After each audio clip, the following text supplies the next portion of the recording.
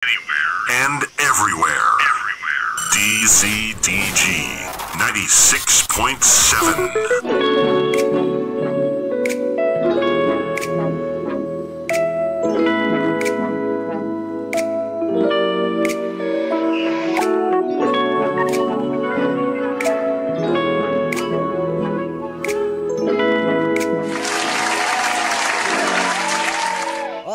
Natin sa buong kapuluan ng Pilipinas. Alam ko talagang sa buong kapuluan ng Pilipinas yon. Kakapunta ko lang kanina lang. Chinek ko. 12:41 and welcome back to the show. TSD, that's so Dave, and that's me, Dave. Kung kabubukas pa lamang ng radyo mo, DZDG 96.7 ang iyong pinakikinggan. Pero pag may nadinig kang Toto, hindi amin yun, iba yun. So, minadinig kang forever, hindi din amin yun, sa iba din yun.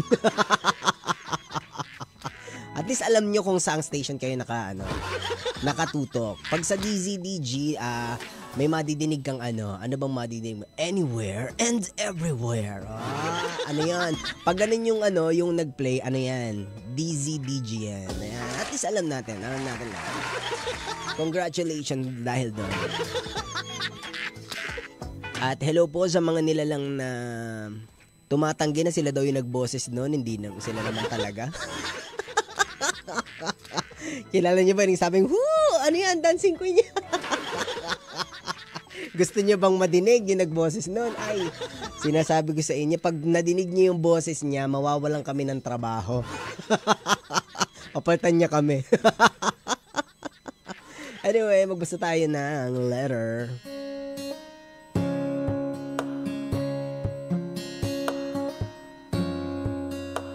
Hay nako, medyo mainit sa labas. Ang gulo-gulo ng panahon. Medyo mainit, tas mamaya uulan, tas mamaya mainit. Ang gulo-gulo para jowa mo. Ayan, sabi dito, hello Kuya Dave. I know this might sound bad, pero naiinggit ako sa partners ng ibang friends ko when they are being spoiled. Pag pinapanis sila. Ay, sorry.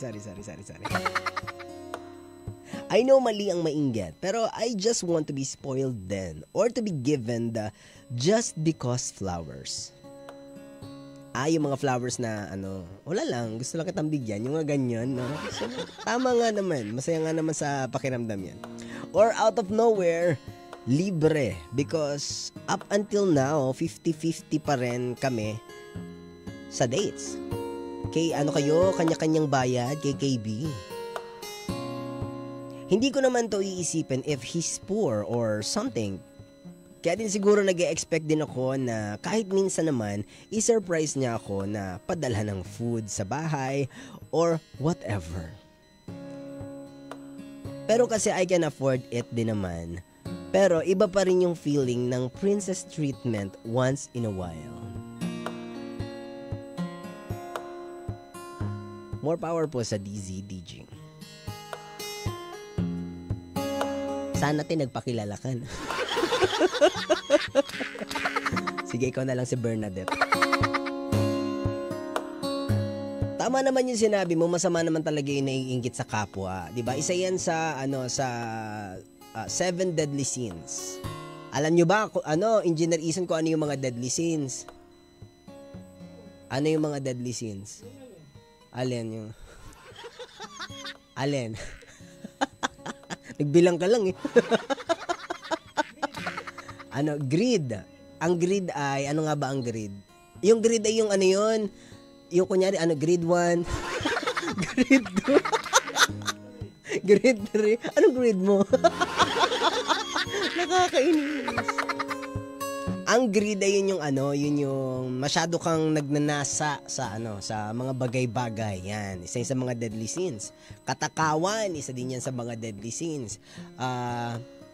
I believe inggit ay isa din sa mga deadly sins din yan. So hindi talaga dapat tayo inggit sa kapwa natin. Bakit? May sarili-sarili tayong blessings, di ba? May sarili-sariling I believe yung jowa mo tsaka ikaw, meron kayo ng mga bagay na wala naman yung ibang magkarelasyon.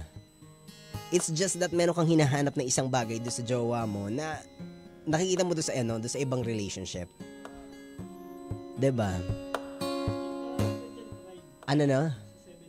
Ay ano? Pinakasikat sa 7 deadly sins ay pride. Ay tama, no? Tsaka ano? Ano na? Ano yun? Ano yun? Hindi ko alam, may binabanggit dito sa Engineer Ethan. Siya lang yung nakakaget. Ay talaga sinerge mo, no? Ano nakalagay? Babasahin ko nga. Ano nakalagay?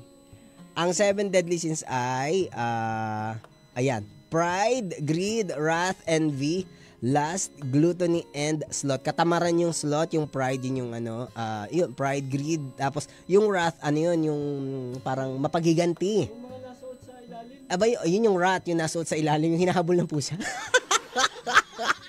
Nakakainis. Bakit naman ganito mag-joke ang mga DJ dito?